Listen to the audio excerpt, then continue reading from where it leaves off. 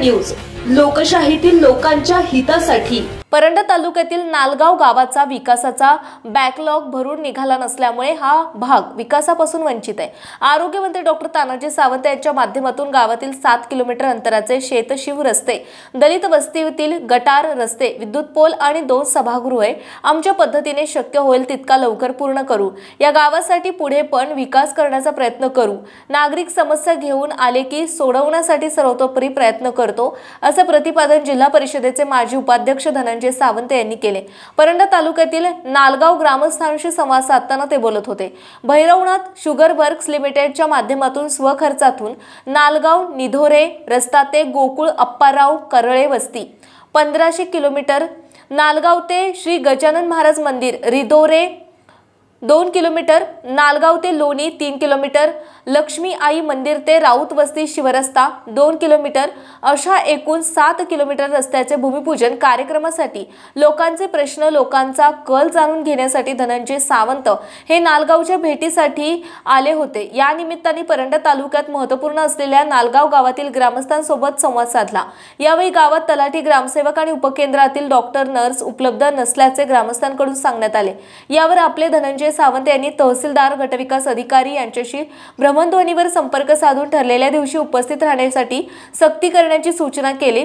यावेळी गावातील लक्ष्मण कांबळे यांनी दलित वस्तीतील 15 ते 20 कुटुंब राहत असताना देखील रस्ते, गटारे आणि लाईटची सुविधा नसल्याचे सांगितले। यावेळी सावंत यांनी यावर तोडगा काढण्याचे आश्वासन दिले। गावातील ग्रामस्थांच्या मागणीनुसार श्री खंडोबा मंदिर आणि बुद्ध विहार यांच्यासाठी प्रत्येकी 10 लाख रुपये सभामंडप प्रस्ताव सादर करण्याच्या सूचना संबंधित अभियंता यांना दिल्या आहेत आणि सभामंडपाच्या भूमिपूजनाला येणार असल्याचे सांगितले।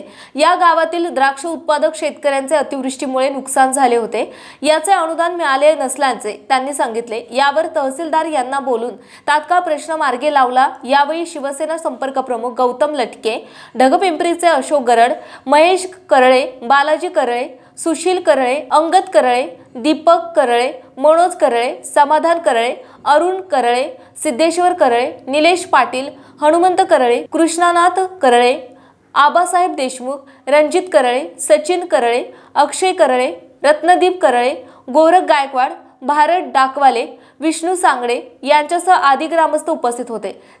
आता पांढरा रस्ता तुम्ही जे करायचं म्हणताय बरोबर, पांढरा रस्ता 1 किलोमीटरचा सरपंच म्हणतात मंजूर आहे, त्याचा नारळ फोड 1 किलोमीटरचा तुमचा जो मंजूर रस्ता आहे तो तुम्ही आता चालू करा।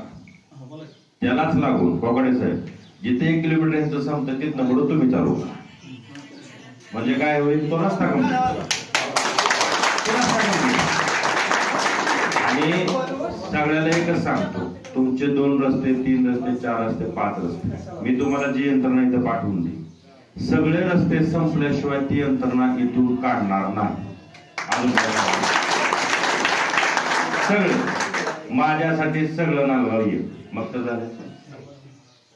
तुमच्या डोक्यात मनात काय जे काय असेल ते सगळे आज जशी सगळे चापले देऊन बाहेर आलो आपण मंदिरात, तशी माझ्यासाठी सगळी सारखी।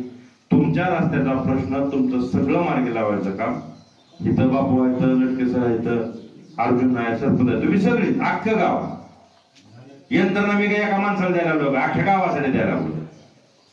त्याच्यामुळं तुम्ही सगळेजण मिळून तिथं नियोजन कसं करायचं, कशा पद्धतीने करायचं ते तुम्ही करून द्या। फक्त मग हे ना अडवलं ते ना अडवलं असं झालं तर ती यंत्रणा थांबणार नाही, तेही मी तुम्हाला स्पष्ट सांगतो, कारण शेवटी त्यालाही धंदा करायचा। तर ह्या हिशोबाने तुम्ही नियोजन करून हे काम करून घ्यावं एवढीच विनंती आहे। संपादक आशुतोष बनसोडे। आपल्या परिसरातील महत्त्वाच्या आणि ताज्या बातम्या पाहण्यासाठी लोककल्याणार्थ न्यूज चॅनलला YouTube वर सबस्क्राईब करा आणि बेल आयकॉन प्रेस करा।